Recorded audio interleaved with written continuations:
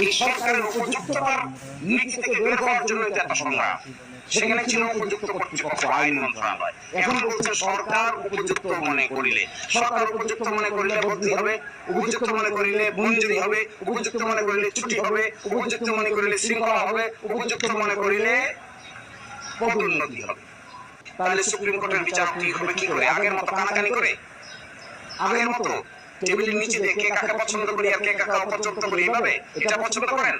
এটা পছন্দ করেন? কে কার জুনিয়র আর কে কার সিনিয়র, কার বাড়ি কোথায়, কার আইডেন্টিটি কি, কার রাজনৈতিক পরিচয় কি, এইভাবে নিয়োগ দেবেন? এই নিয়োগ এইভাবে হাইকোর্ট যাকে বৈধ বলেছেন, হাইকোর্ট যাকে সাংবিধানিক বলেছেন, আপনারা গায়ের জোরে এটাকে এখন বলছেন অসাংবিধানিক। ভালোই তো।